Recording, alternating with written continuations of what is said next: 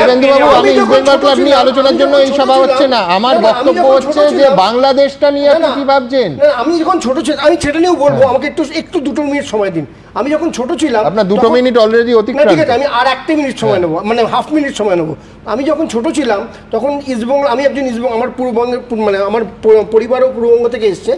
তখন মুসলমান মানে আমাদের মোহামেডান ক্লাবকে হারাতে পারলে ইস্টবেঙ্গল ক্লাবের একটা আলাদা জোশ থাকতো। মোহনবাগানকে হারিয়েও কিন্তু সেই জোশ পেতো না। এটা আমি আমার ছোটবেলার অভিজ্ঞতা বলছি, এটা আমার ছোটবেলার অভিজ্ঞতা বলছি, এটা মানুন চাই না মানুন। আরেকটা জিনিস আমি আপনাকে বলছি, কারণ কি ওখান থেকে এমন ভাবে তাড়ানো হয়েছে, মুসলমানরা এরকম ভাবে হিন্দুদেরকে ওখান থেকে নির্যাতন করে তাড়িয়েছে, তার এফেক্ট হচ্ছে শুনুন, আমি আপনাকে এবার সেকেন্ড জিনিসটা আসতে দিন। আমাকে সুমনদা বললেন,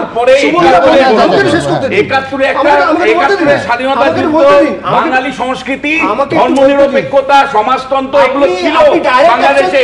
আপনি 71 থেকে 75 সালে আপনি মাঝখানে যে একটা সেকুলার ভাবনা ছিল, মাঝখানে যে বাঙালি জাতীয়তাবাদ ছিল সেটাকে ভুলে গেল, সেটা তো আপনি বলেন না, কেন বলছেন না? না, ডাইরেক্ট অ্যাকশন ডেট দিয়ে তারা কলকাতাকে দখল করতে গিয়েছিল, স্বাধীনতার পরে যে একটা সেকুলার ভাবনা হয়েছিল,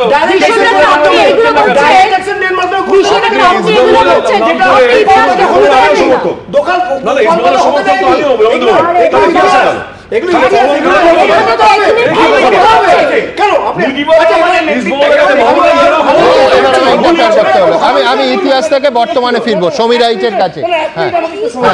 আপনি বাংলাদেশ নিয়ে কি ভাবছেন এটা আমায় বলুন। অবশ্যই বলবো।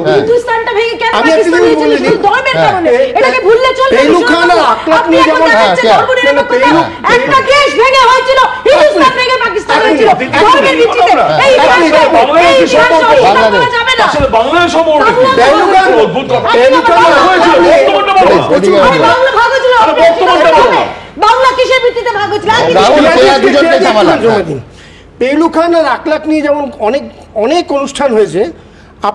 আপনি যেহেতু মানে এই ইন্ডাস্ট্রিতে আছেন, আপনি ভালো করে জানেন 2015 সালের 5ই মে নদিয়ার জুরানপুরে একটা পরিবারের 4টে লোককে মেরে ফেলা হয়েছিল। কারণটা কি ছিল জানেন? কারণ হচ্ছে গিয়ে একটাই, যে যখন একটা হিন্দু গ্রামে মুসলিমরা মানে অ্যাটাক করবে তখন সবাই বেরিয়ে গেছিল, কিন্তু ওই একটা পরিবার বলেছিল যে ওই তো আকলাক, ওকে আমি, ওই তো খান, ওকে আমি সবসময় দেখি, ওই তো ইউসুফ, ওকে আমি রোজ দেখি, ও আমাকে কাকি বলে ডাকে, ওরা কিছু করবে না। যখন ওরা অ্যাটাকটা করার পরে কি হলো, কাউকে পেলো না গ্রামে, ওই একটা পরিবারকে পেলো। যেটা বুঝলাম না সেটা হচ্ছে যে বাংলাদেশের সঙ্গে উনি এতক্ষণ ধরে 2.5-3 মিনিট ধরে যেটা বলে গেলেন বলছি না, আমি বলছি বকে গেলেন, তার আদৌ সাম্প্রতিক সময়ে বাংলাদেশের ঘটনায় কোনো সামান্যতম ন্যূনতম রেফারেন্স আছে কিনা, ন্যূনতম প্রাসঙ্গিকতা আছে কিনা। আমি সমীর রাইচের কাছে আসবো, আপনার সময় শেষ। সমীরদা, এক হচ্ছে যে নোবেল শান্তি পুরস্কার যে মোহাম্মদ ইউনুসকে দেয়া হয়েছিল, আজকে তাঁর রাষ্ট্র বাংলাদেশে অশান্তি প্রতিদিন বাড়ছে এবং সংখ্যালঘু হিন্দু বিরোধী এই অশান্তিতে আমাদের সন্দেহ যে রাষ্ট্রীয় মদত আছে, নয়তো পুলিশ প্রশাসন এইভাবে ঝাঁপাতে পারতো না।